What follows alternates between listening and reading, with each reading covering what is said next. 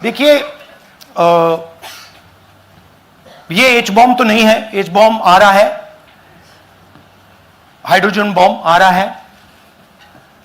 ये एक और उदाहरण है वोट चोरी का। पिछली बार मैंने आपको एडिशंस के बारे में बताया था, ये हम आपको डिलीशंस के बारे में दिखा रहे हैं, और सबूत के साथ हम आपको दिखाएंगे कि ये जो डिलीशंस हुए हैं ये सेंट्रलाइज तरीके से कॉल सेंटर के प्रयोग करके, सॉफ्टवेयर के प्रयोग करके किए गए हैं।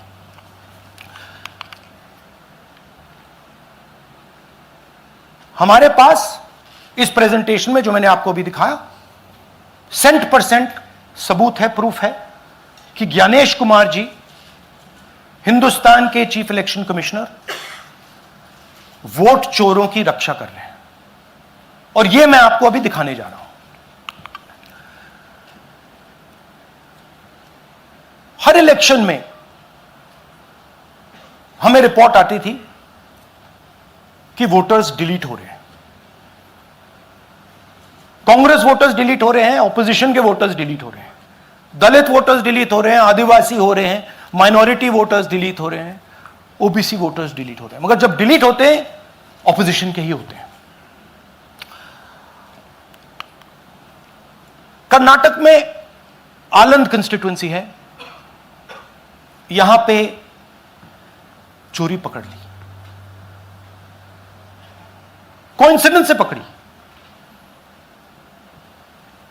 वहां की जो बीएलओ थी उसने देखा कि उसके रिश्तेदार को डिलीट कर दिया गया था। जैसे चोरी पकड़ी जाती है, कोई छोटी सी गलती हो जाती है, हाथ आ जाती है। आलंद में 6018 वोटर्स डिलीट हुए, उसमें से इनकी रिश्तेदार थे। उन्होंने पता लगाया कि मेरे रिश्तेदार को डिलीट किसने किया। पता लगा कि पड़ोसी ने रिश्तेदार को डिलीट किया। बीएलओ ने जाके पड़ोसी से पूछा कि भैया आपने मेरे रिश्तेदार को क्यों डिलीट किया? पड़ोसी ने कहा मैंने तो नहीं किया। बीएलओ सस्पिशियस हो गई, शक पड़ा, उसने प्रोसेस चालू कर दी।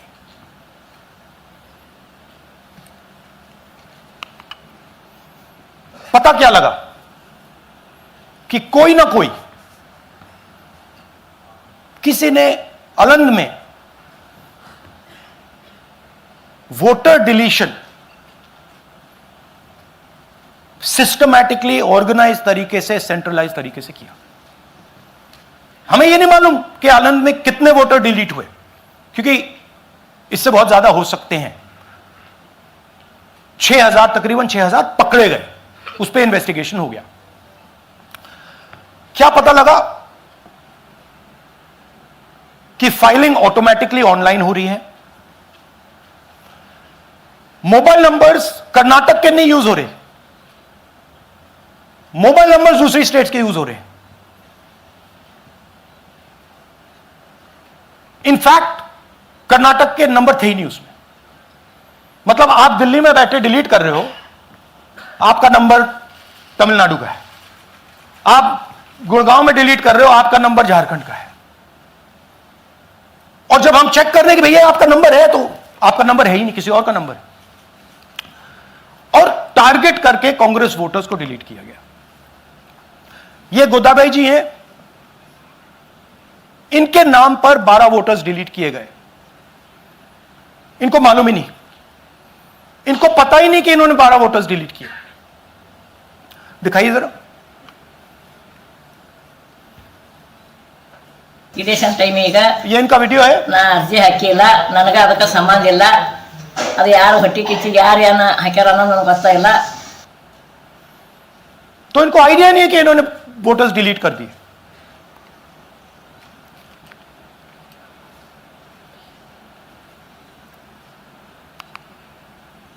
ये सारे के सारे जो नंबर्स हैं ये कर्नाटक के नंबर्स नहीं हैं, ये अलग अलग स्टेट्स के नंबर्स हैं। और इन नंबर्स को आप फोन करके देखिए, रिप्लाई नहीं आता है।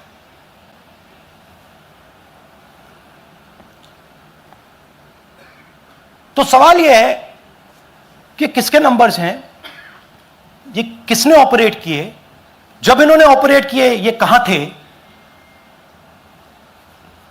आईपी एड्रेस क्या था, ओटीपी कैसे जनरेट हुआ, कहां गया, यह सवाल है। यह दूसरा उदाहरण, सूर्यकांत जी जो अभी स्टेज पे आए थे, इन्होंने 12 वोटर्स को 14 मिनट में डिलीट कर दिया। आप फॉर्म भरने की कोशिश कीजिए, डिलीशन फॉर्म भरने की कोशिश कीजिए, देखिए। और जब हमने इनसे पूछा कि भैया आपने ये कैसे किया, वो कहते हैं मैंने तो नहीं किया, मैं तो जानता ही नहीं हूं।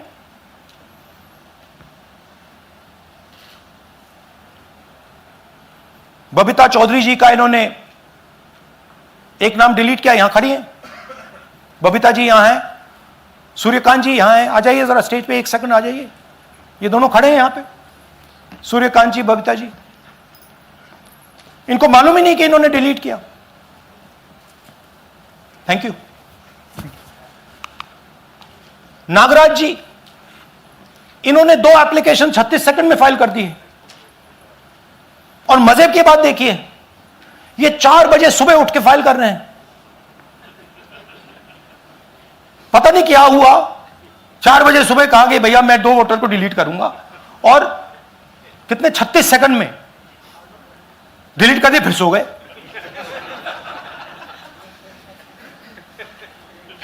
हमारी माइंड में पहले सवाल था कि क्या इलेक्शन कमीशन भी सो रहा है, मगर नहीं, सोया कोई नहीं है, जगे हुए हैं, सिस्टमैटिकली मदद हो रही है। यह देखिए दूसरी बात, जो भी डिलीट कर रहा है वोटर लिस्ट में उसका सीरियल नंबर 1 है। मतलब जो भी वोटर लिस्ट में पहले नंबर पे आता है वही डिलीट कर रहा है। 5वें नंबर वाला, 7वें नंबर वाला, 10वें वाला कोई नहीं कर रहा।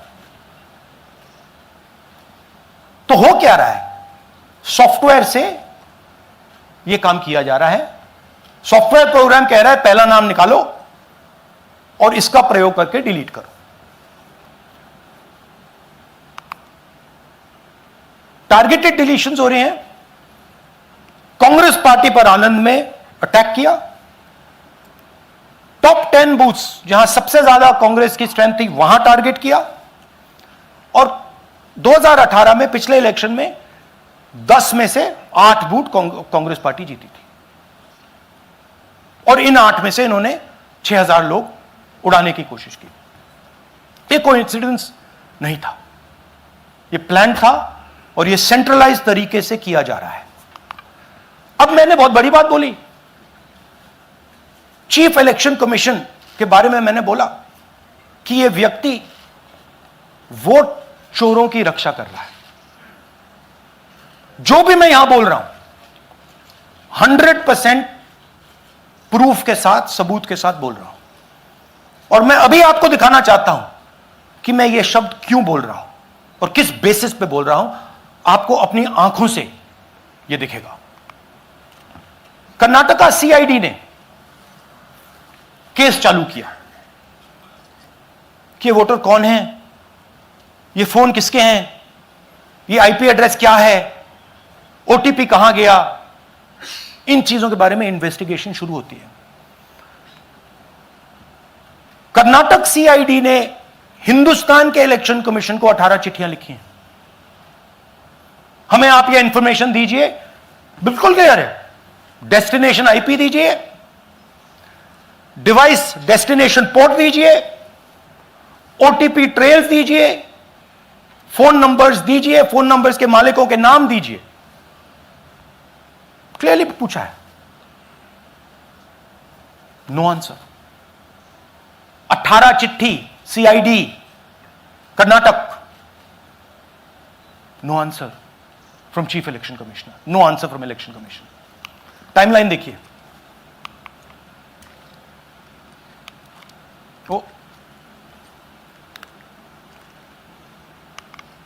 ओके, फरवरी 23 में इन्वेस्टिगेशन शुरू होती है।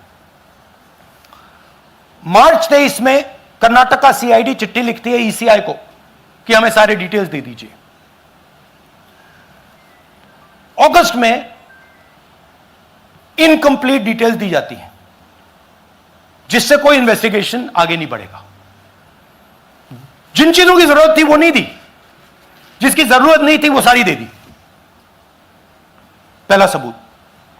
दूसरा सबूत, 18 बार रिमाइंडर लेटर गए हैं।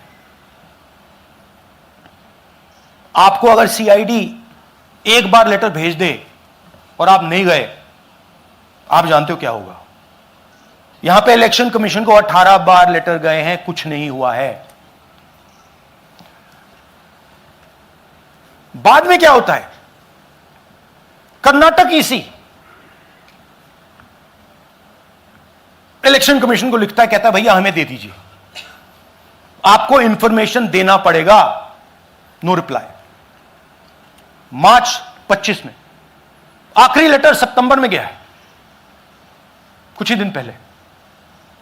No reply from EC. यह है सबूत कि ज्ञानेश कुमार जी वोट चोरों की रक्षा कर रहे हैं, और यह ब्लैक एंड व्हाइट सबूत है, इसमें कोई कंफ्यूजन नहीं है कहीं।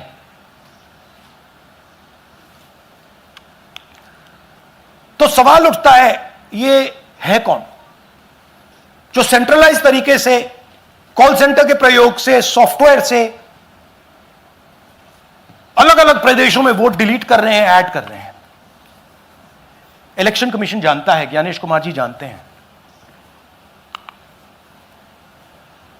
अच्छा, ये सिर्फ आनंद में नहीं हुआ, ये अलग अलग कंस्टिट्यूएंसीज में हुआ है।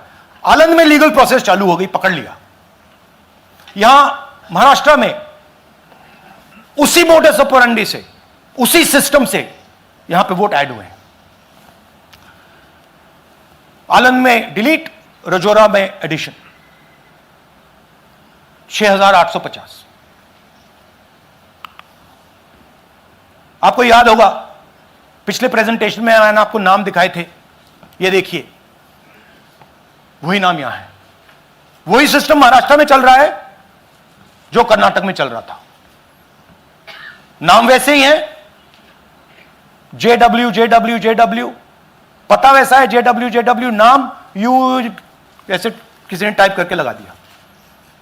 तो जो ये काम कर रहा है, ये उत्तर प्रदेश में, हरियाणा में, बिहार में, कर्नाटक में, महाराष्ट्र में वही कर रहा है।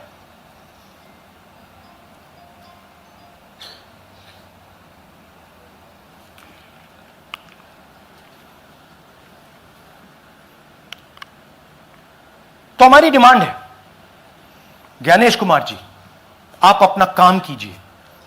आपने ओथ लिया है, आप हिंदुस्तान के चीफ इलेक्शन कमिश्नर हैं। आपसे कर्नाटक की सीआईडी सबूत मांग रही है।